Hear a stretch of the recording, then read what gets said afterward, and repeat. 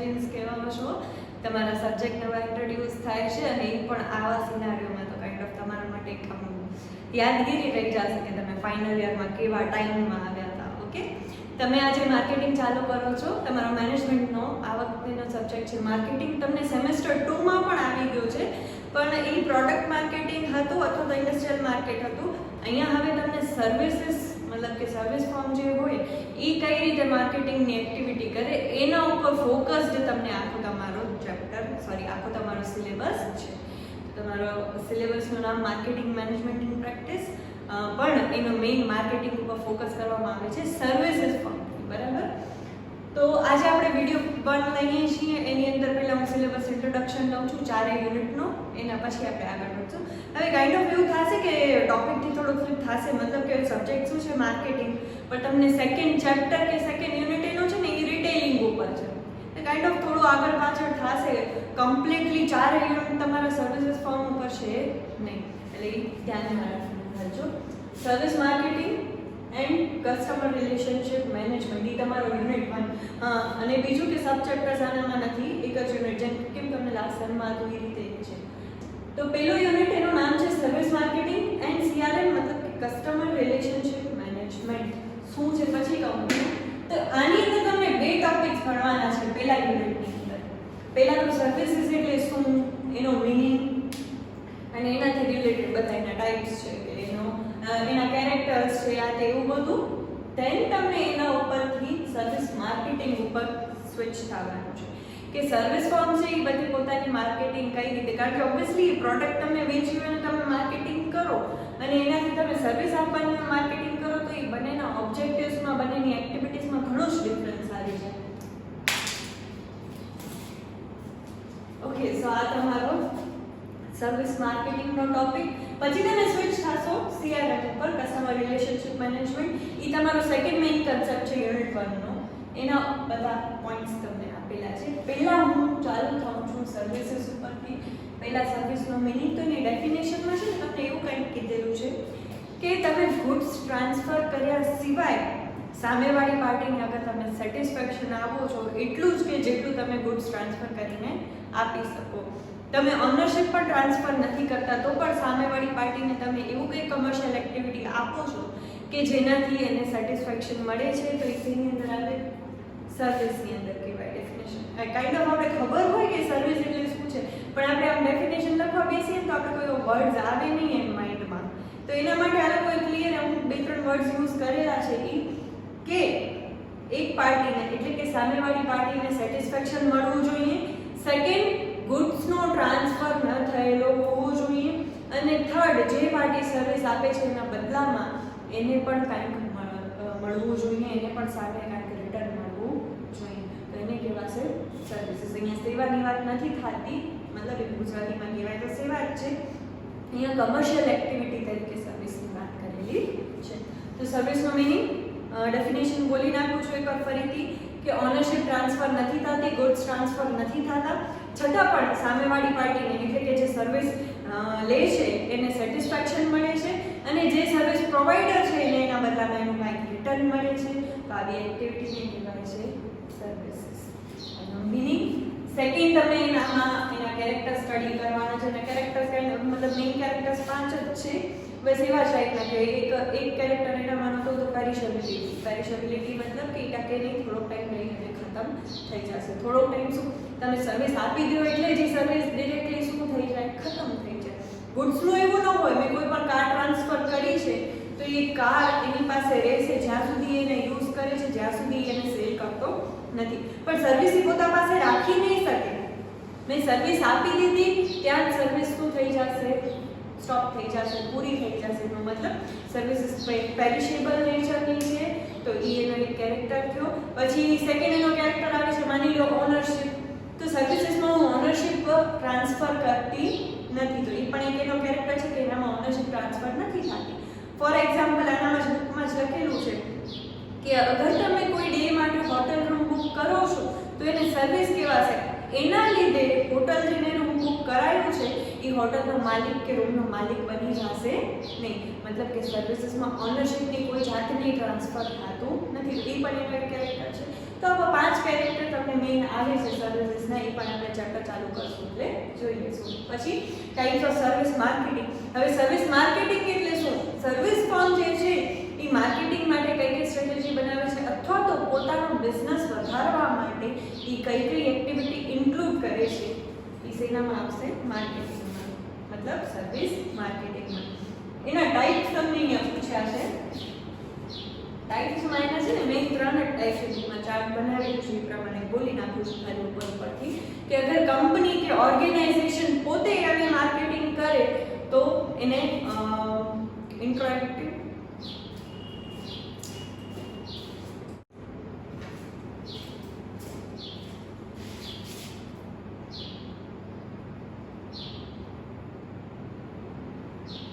अगर ऑर्गेनाइजेशन पोते आनी मार्केटिंग करे छे तो એને કહેવાશે એક્सटर्नल मार्केटिंग.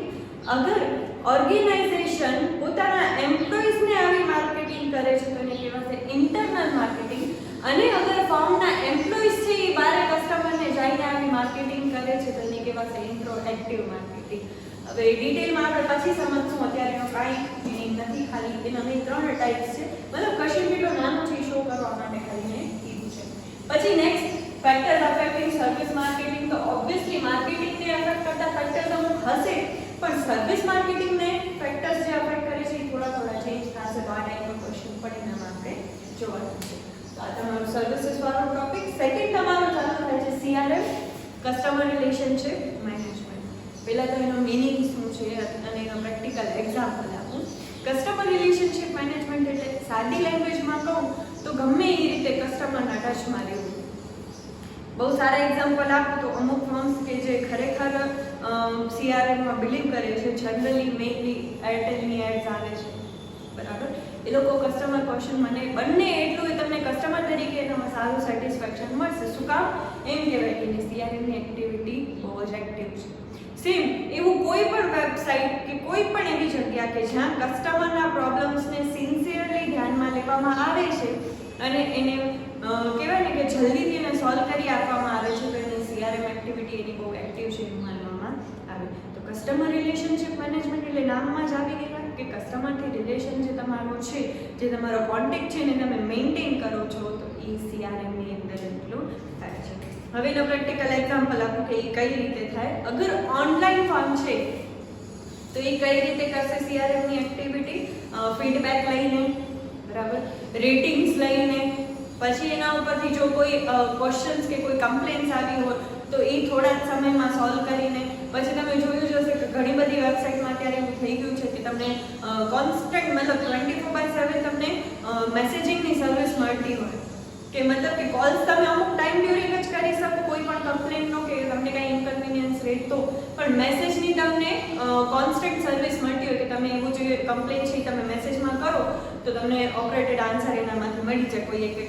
કોઈ એક એમ્પ્લોય ત્યાં બેઠો હોય એના ઉપરથી તમને આન્સર એનો મળી જાય. તો આ બધા એના પાર્ટ છે. કસ્ટમરથી કોન્ટેક્ટમાં રહેવા માટે તમે જેટલી એક્ટિવિટી કરો છો ને એ બધી CRMની અંદર ઇન્ક્લુડ. પછી એનો ફીડબેક હોય, પછી એનો કોલ લેવાનો હોય, એની કમ્પ્લેન સોલ્વ કરવાની હોય, એની પ્રોબ્લેમ સોલ્વ કરવાની હોય, કોઈ એક્સપાયર્ડ પ્રોડક્ટ પહોંચી ગયું હોય તો એને પાછો લઈને એને નવો આપવાનો, આ બધી એક્ટિવિટી CRMની અંદર ઇન્ક્લુડ થઈ જશે. ઇન શોર્ટ કસ્ટમરથી રિલેટેડ કાંઈ પણ તમે કરો છો, જ્યારે તમારો કસ્ટમર બને છે અને જ્યાં સુધી તમારો કસ્ટમર રહે છે ત્યાં સુધી તમે એના કોન્ટેક્ટમાં રહો છો, બધું CRMની અંદર આવે છે. તો એનામાં એનો મીનિંગ છે મેં હમણાં જ કીધું. પછી તમે એના કેરેક્ટર્સ પણ જોવા છે, મતલબ કે CRMની અંદર કઈ કઈ એક્ટિવિટી થાય છે અથવા તો એનો નેચર શું છે એના ઉપરથી એના અમુક કેરેક્ટર્સ. ફોર એક્ઝામ્પલ એક કેરેક્ટર બોલું તો એનામાં customers are at the center, બરાબર. તો આ એક્ટિવિટી કેવી છે કે જેનામાં કસ્ટમરને સેન્ટરમાં કે ધ્યાનમાં લઈને જ બધા કામ થાય છે. એના કેરેક્ટર. પછી એના ઓબ્જેક્ટિવ, શું કામ? તો એનો એકાદ ઓબ્જેક્ટિવ બોલું તો કસ્ટમર સેટિસ્ફેક્શન. અગર કસ્ટમર સેટિસ્ફાઈડ કરવા હશે તો તમને એના કોન્ટેક્ટમાં એની કમ્પ્લેન સોલ્વ કરવી જ પડશે.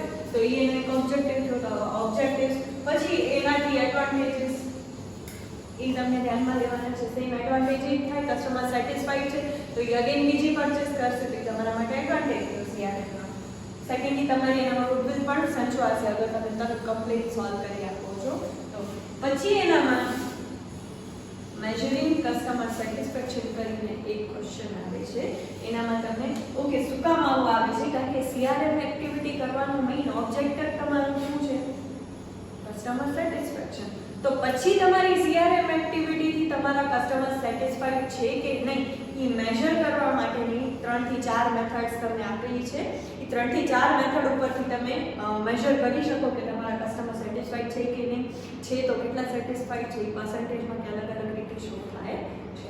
તો કઈ રીતે મેજર થાય એ પણ તમારો ટોપિક આની અંદર ઇન્ક્લુડ થાય છે. હજી એક આની અંદર ક્વેશ્ચન આવે છે, કમ્પોનન્ટ્સ આવે છે CRM પ્રોગ્રામના. તો પહેલા તો કસ્ટમર રિલેશનશિપ મેનેજમેન્ટ પ્રોગ્રામ એટલે શું, મતલબ કે CRM પ્રોગ્રામ એટલે શું, તો તમે કસ્ટમરના ટચમાં કઈ રીતે રહેશો અને તમે એની પ્રોબ્લેમ્સ કઈ રીતે સોલ્વ કરશો, કઈ રીતે તમે કમ્પ્લેન સોર્ટ આઉટ કરશો, આ બધું તમે મેનેજ કરવા માટે પહેલેથી એક પ્રોગ્રામ રેડી રાખો છો, એક પ્લાનિંગ રેડી રાખો છો, એને CRM પ્રોગ્રામ કહેવાય છે. માની લો કોઈ કંપનીની એવી પોલિસીમાં કે CRM પ્રોગ્રામમાં છે કે અમે ભાઈ ઓનલાઈન ફીડબેક લેશું. ઘણી જગ્યાએ કે ઘણી ફર્મ્સના એના પોલિસીમાં ન હોય ઓનલાઈન ફીડબેક, તો એ બધું પોતપોતાના એ લોકોના પ્રોગ્રામ્સ અલગ થયા કહેવાય. ઓકે, પછી ઘણી કંપની કોઈ પર્ટિક્યુલર સોફ્ટવેર યુઝ કરતી હોય, ઘણી કંપની બીજો, યસ કસ્ટમર કમ્પ્લેન્ટ્સ લેવા માટે પણ અલગ અલગ જાતના સોફ્ટવેર્સ તમારા આવતા હોય છે. તો કયો સોફ્ટવેર તમારે યુઝ કરવો એ પણ CRM પ્રોગ્રામની અંદર જ ઇન્ક્લુડ થાય. તો CRM પ્રોગ્રામ ઇન શોર્ટ તમે આ એક્ટિવિટી કઈ રીતે કરશો ને એનો એક પ્લાનિંગ તમે ક્રિએટ કરો છો. એ પ્લાનિંગની બારે તમે જાશો નહીં. ઇન શોર્ટ હું યુઝ કરું છું, મારી પ્લાનિંગમાં શું છે કે મને આ વર્ષ માટે ખાલી ઓફલાઈન ફીડબેક કે ફોર્મથી જ ફીડબેક લેવાના છે, તો એ મારો પ્રોગ્રામ થયો. પછી આ વર્ષ માટે એનામાં કંઈ ચેન્જ થશે નહીં. તો આ CRM પ્રોગ્રામ જેનામાં કઈ રીતે તમે એક્ટિવિટી કરશો ને એ તમે કન્સિડર કરો છો. તમારો CRM ટોપિક, આ બે ટોપિક તમારા યુનિટ 1 માં છે અને લેખેલા તમે કહો તો તમે 3 થી 4 ક્વેશ્ચન કરો. લેખેલા ઈ ક્વેશ્ચન તમારા પૂછાય છે આની અંદર. તમે સોર્ટેડ છો, આમાં કાંઈ બહુ પ્રોબ્લેમ આવશે નહીં. સેકન્ડ યુનિટ ઉપર અગર મૂવ કરીએ તો યુનિટ 2 નામ છે રિટેલિંગ ઇન ઇન્ડિયા. આખો યુનિટ તમારો શેના પર ડિપેન્ડ છે? રિટેલિંગ. રિટેલિંગ શું છે? અભી ના એવી વસ્તુ છે કે રિટેલિંગ એટલે શું આપણે ખબર હોય, પણ ડેફિનેશન લખવાનું કોઈ કહે તો આપણી પાસે વર્ડ્સ હોય નહીં. એના માટે આ ટોપિક આખો રિટેલિંગને ડિટેલમાં સમજાવી છે અને બહુ જ પ્રેક્ટિકલ. બધા યુનિટ્સ આની અંદર એવા છે કે જેનામાં તમને ઘણા જ બધા પ્રેક્ટિકલ એક્ઝામ્પલ્સ આવશે. રિટેલિંગ ઇન ઇન્ડિયા એનામાં હું કોઈ ટોપિક્સ બહાર નથી પાડતી, પણ સેમ કારણ કે આખું યુનિટ છે જ રિટેલિંગ ઉપર અને નાનકડો યુનિટ છે. તો અગર હું મેઇનલી ડિવાઈડ કરું તો આ બે ટોપિક્સમાં હું એને ડિવાઈડ કરી શકું. સૌથી પહેલા રિટેલિંગનો મીનિંગ ખ્યાલ છે, પણ ડેફિનેશન અગર કહીએ તો કીવર્ડ્સ હું તમને કહું. તમે કરો છો ગુડ્સનો સેલ, પેલો વર્ડ કોને કરો છો? ટુ ધ ફાઇનલ કસ્ટમર, બરાબર. અને થર્ડ મેક્સિમમ રિટેલ પ્રાઇસની અંદર તમે આ કામ કરો છો. તો અગર આ 3 કેરેક્ટર્સ એની અંદર આવે છે તો એવી એક્ટિવિટીને શું કહેવાય? રિટેલિંગ. થાય છે ગુડ્સનો સેલ, બરાબર. પછી કોને સેલ થાય છે? To the final customer. અને ઈ વ્યક્તિ, હા ત્રીજો મેઇન કીવર્ડ ઈ પણ આવશે, જે વ્યક્તિને તમે સેલ કરો છો ઈ પર્સનલ યુઝ માટે લે છે, મતલબ કે રીસેલ માટે લેતો નથી. તો જેને ફાઇનલ કસ્ટમર કહેવાય કે જે પોતાના યુઝ કરવા માટે જ વસ્તુ પરચેસ કરે છે.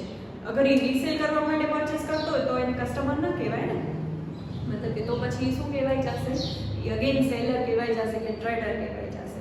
તો રિટેલિંગ ક્યારે કહેવાશે? જ્યારે ફાઇનલ કસ્ટમરને MRPની બાઉન્ડમાં રહી અને પોતાના પરચેસ માટે, પોતાના યુઝ માટે વસ્તુ સેલ કરવામાં આવે છે તો એને કહેવાય છે રિટેલિંગ. નેક્સ્ટ એનો નેચર આવશે, એના કેરેક્ટર્સ. તો એના કેરેક્ટર્સમાં એવું જ બધું આવે ને, બરાબર, કે કોને તમે સેલ કરો છો તો એ સામેવાળી પાર્ટી શેના માટે પરચેસ કરે છે? તો કે સેલ્ફ યુઝ માટે અથવા તો પર્સનલ યુઝ માટે, રીસેલ માટે પરચેસ કરતી નથી. તો એ એનો નેચર, એનો કેરેક્ટર. નેક્સ્ટ રિટેલિંગના પણ તમને અહીંયા ટાઈપ્સ આપવામાં આવેલા છે, એની ઇમ્પોર્ટન્સ આપેલી છે. આ ક્વેશ્ચન મોટો છે, સ્પ્રેડ ઓફ રિટેલ ચેન્સ. આની અંદર શું આપેલું છે ક્વેશ્ચનની અંદર? તમને ઘણી બધી રિટેલ ચેન્સના નામ આપેલા છે. ફોર એક્ઝામ્પલ એકાદી અગર બુકમાંથી લો,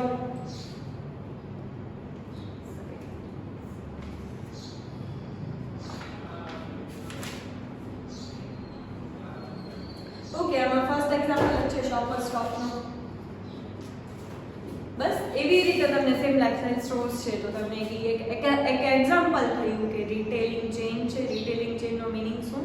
કે જેનું કામ રિટેલ સેલ કરવાનું છે અને એ અલગ અલગ જગ્યાએ પોતાના સ્ટોર્સ ખોલે છે. તો બધી જનરલી બધી બ્રાન્ડ્સ હશે એ પણ એની અંદર આવી જશે. જેમ કે તમે માની લો કે કપરીસી સ્ટોર છે તો એ શેનામાં આવે? રિટેલ ચેઇનની અંદર. શું કામ? એ કરે છે રિટેલ સેલ, મતલબ કે કસ્ટમરને સેલ કરે છે અને એ અલગ અલગ જગ્યાએ. ચેઇન શું કામ કહેવાય છે? કારણ કે એ એક જ જગ્યાએ સિચ્યુએટેડ નથી, બધી જગ્યાએ એના સ્ટોર્સ ખોલેલા છે. સેમ ફોર એક્ઝામ્પલ મિનિસોના સ્ટોર્સ આવે છે તો એ પણ એક ગ્લોબલ રિટેલ ચેઇન કહેવાશે. રિટેલ ચેઇન કારણ કે એક જગ્યાએ નથી, ઘણી બધી જગ્યાએ સ્ટોર્સ છે. સેકન્ડલી એ રિટેલમાં સેલ કરે છે બધી વસ્તુ.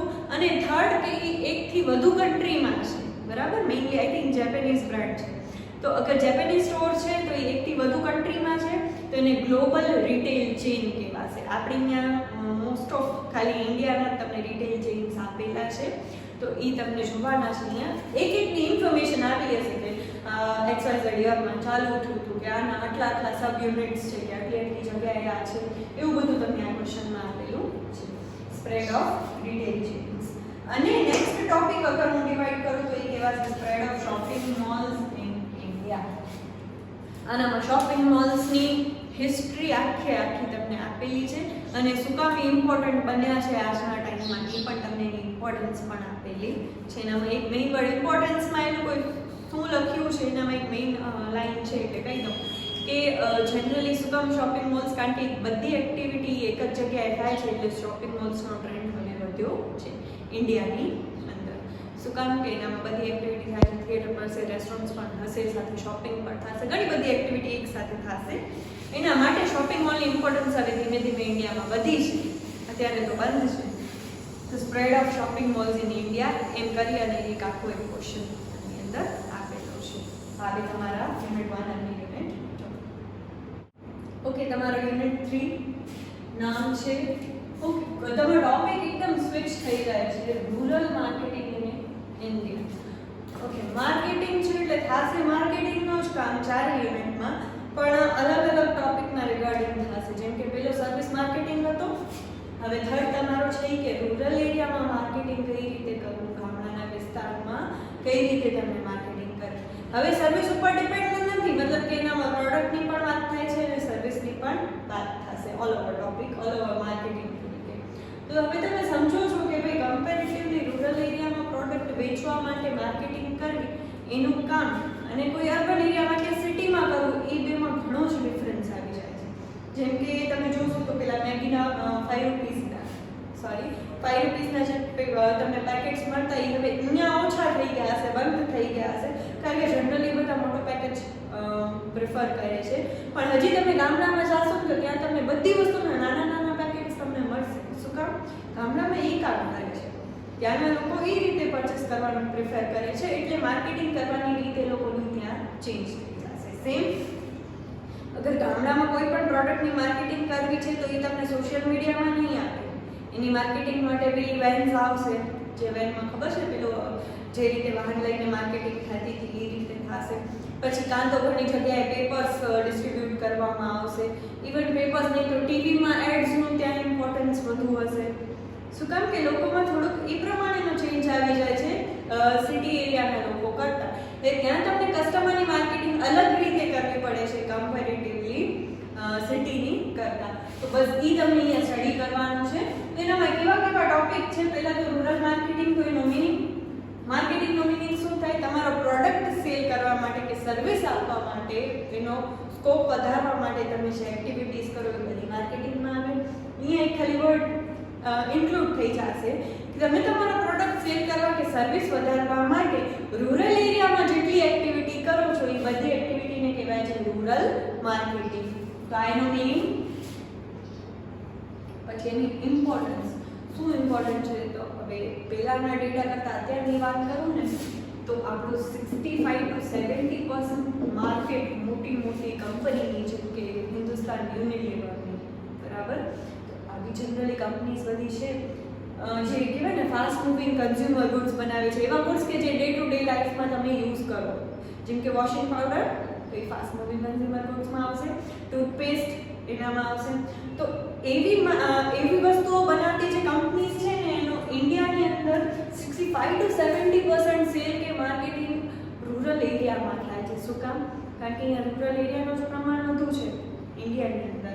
એના માટે એની ઇમ્પોર્ટન્ટ તો 100% છે જ. અને ઇવન હું તો કહું કે આવી કંપનીને છે ને કે રૂરલ એરિયામાં માર્કેટિંગ કસ્ટમરને સાચવવાની એક્ટિવિટી વધુ કરવી જોઈએ, કારણ કે એ લોકોની માર્કેટ તો જુઓ 70% એ લોકોના કસ્ટમર રૂરલ એરિયામાં બેઠા છે, તો એ લોકો એના ઉપર ફોકસ કરી એ લોકો માટે જરૂરી છે. સેમ બીજો એક્ઝામ્પલ આપું કે ટ્રેક્ટર્સ કે બનાવતી કોઈ પણ કંપની હોય, બરાબર, કે જે ટ્રેક્ટર્સ કે અથવા તો ખેતીના કોઈ પણ એગ્રીકલ્ચરના કોઈ પણ ટૂલ્સ બનાવે છે, આવી બધી કંપની માટે પણ એ લોકોના માની લો કે 70 to 80% કસ્ટમર રૂરલ એરિયામાં બેઠા છે, તો રૂરલ એરિયામાં માર્કેટિંગનું ઇમ્પોર્ટન્સ તો 100% વધી જાય છે ઇન્ડિયા જેવી કન્ટ્રીમાં. શું કામ કે ત્યાં મોસ્ટ ઓફ તમારા લોકો છે એ જ પોપ્યુલેશન જ ક્યાં બેઠી છે, રૂરલ એરિયામાં. તો એની ઇમ્પોર્ટન્સ તમને અહીંયા સ્ટડી કરવાની છે આ ચેપ્ટરની અંદર. સેકન્ડ તમને અમુક આખા કન્સેપ્ટ સમજાવેલા છે.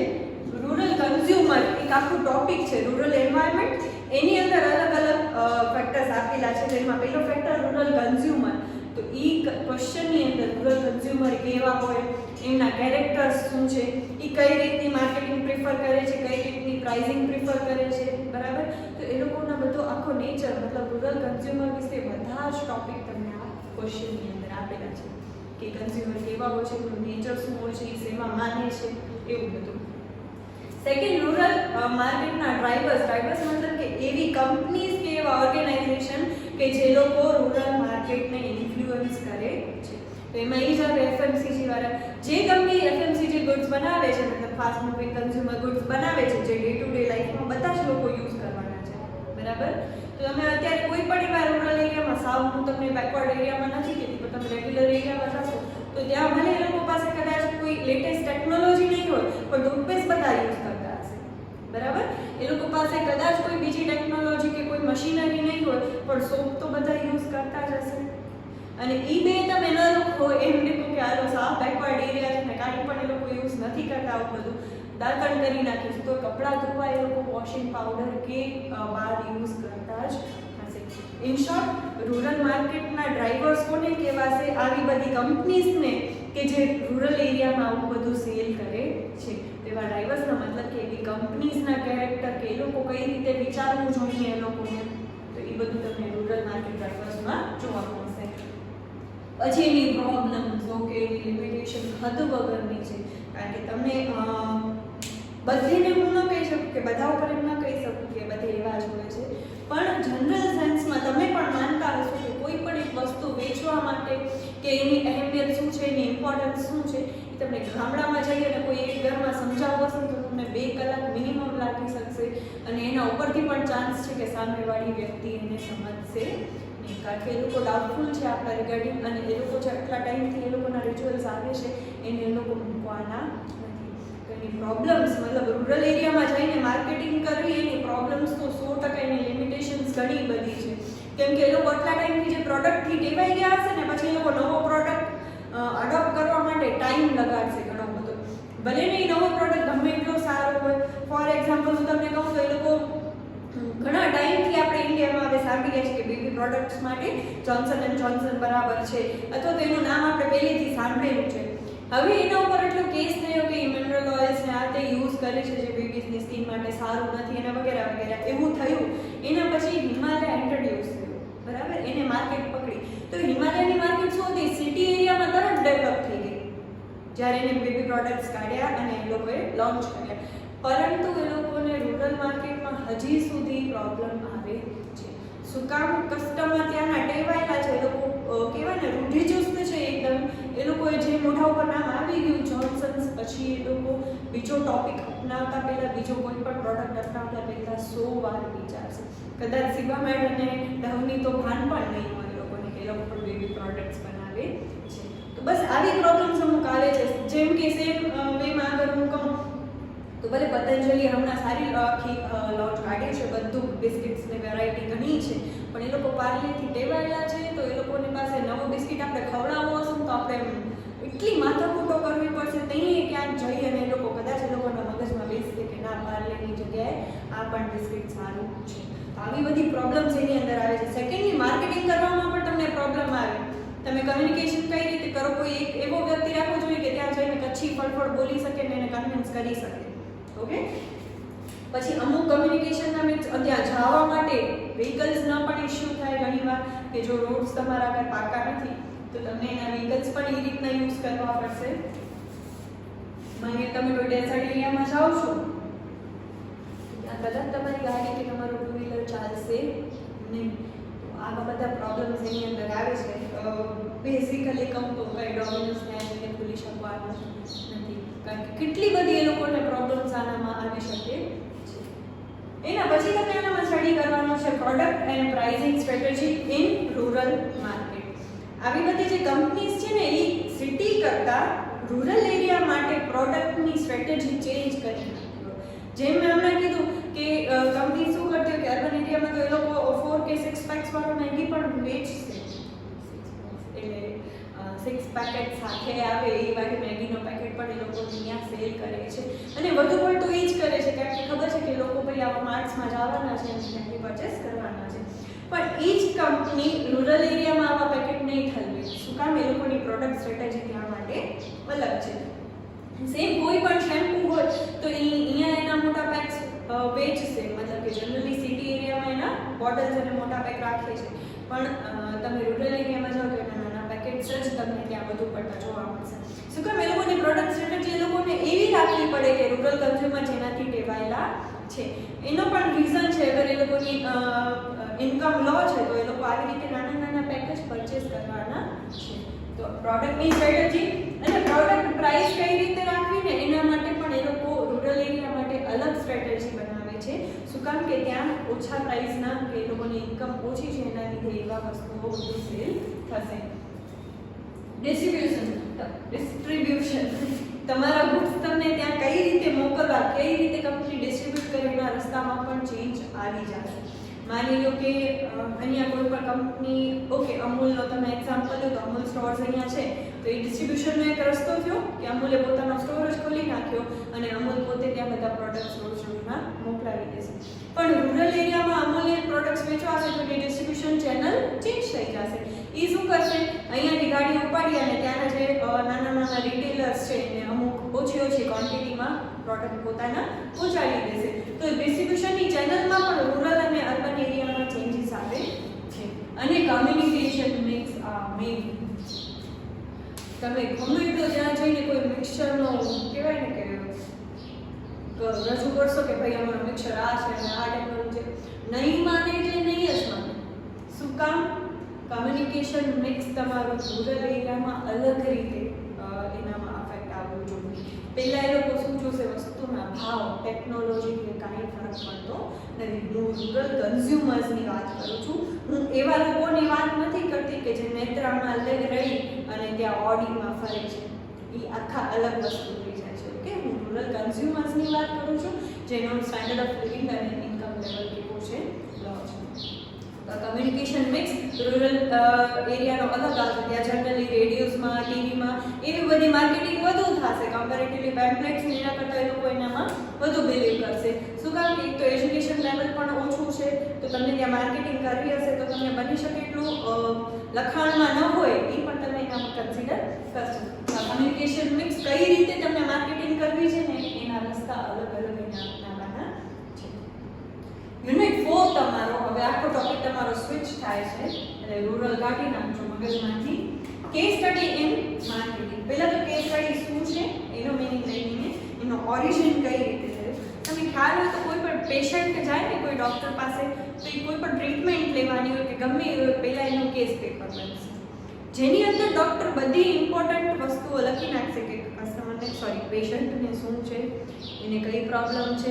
માની લો હું કોઈ ડર્મેટોલોજિસ્ટ પાસે જાઉં છું તો મારો કેસ પેપર બનાવે છે, મને કોઈ પણ ટ્રીટમેન્ટ પાછળ લેવાની છે તો એ કેસ પેપર બનશે એની અંદર મારી બધી ડિટેલ આવી જશે. ફોર એક્ઝામ્પલ એમાં કોઈ મેજર્સ લખવાના હોય કે કોઈ પેશન્ટ છે એની સ્કિન છે તો એ આટલા થિકનેસ એની આટલી છે, ટાઈપ કયો છે તો કે સેન્સિટિવ ટાઈપ છે. હવે આ કેસ પેપરથી ફરક શું પડશે કે શું ફાયદો થશે?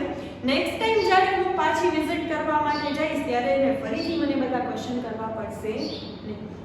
મારું કેસ પેપર જોશે, એનામાં પોતે જ એમને બધી ડિટેલ્સ લખેલી હશે અને લિંકમાં ફટાફટ સમજી જશે કે મને આની શું ટ્રીટમેન્ટ કરવાની છે. તો આના ઉપરથી માર્કેટિંગની અંદર કેસ સ્ટડીનો કન્સેપ્ટ ચાલે છે. શું હોય છે કેસ સ્ટડીની અંદર? કોઈ પણ એક ઇવેન્ટ કે કોઈ પ્રોબ્લેમ અકર થાય છે. એક્ઝામ્પલથી સમજાવું છું, બધું સમજાશે. માની લો મારી કંપનીમાં એક ઇવેન્ટ અકર થયું, મતલબ કે સેલ કોન્સ્ટન્ટલી શું થયું, ડિક્રીઝ. તો આને એક ઇવેન્ટ અથવા તો એક પ્રોબ્લેમ કહેવાશે.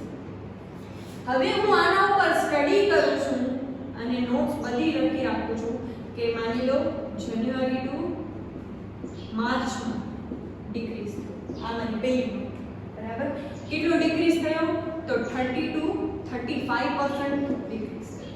કેટલા ટાઈમમાં ડિક્રીઝ થયો? તો માની લો કે 20 ડેઝની અંદર ફટાફટ ડિક્રીઝ. આ બધી નોટ્સ આ ઇવેન્ટને રિગાર્ડિંગ, ઇવેન્ટ શું છે, પ્રોબ્લેમ શું છે, સેલ ડિક્રીઝ થયો, બધી નોટ્સ મેં લખી.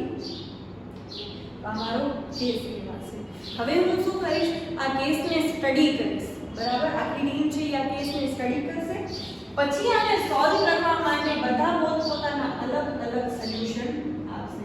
માની લો બધા સોલ્યુશન માટે અને મને 3 સોલ્યુશન્સ મળ્યા છે કે હવે આ પ્રોબ્લેમને સોલ્વ કરવા આપણે કઈ કઈ વસ્તુઓ કરી શકીએ. ઓપ્શન 1, ઓપ્શન 2 અને ઓપ્શન 3. હવે આનામાંથી જે સૌથી બેનિફિશિયલ ઓપ્શન હશે ને એને હું ચૂઝ કરીશ અને હું પહેલા તો એના મેં રીઝન્સ ફાઇન્ડ કર્યા છે કે શું કામ મારું સેલ ડિક્રીઝ થાય છે. એના ઉપરથી મેં એના 3 સોલ્યુશન્સ કાઢ્યા છે.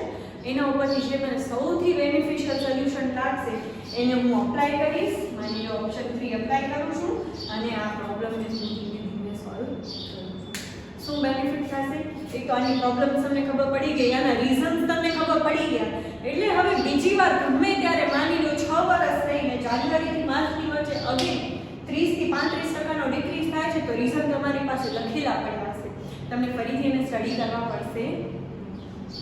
મેઇનલી એમાંથી જ કોઈ રીઝન આનામાં ઇન્ક્લુડ થઈ જતું હશે.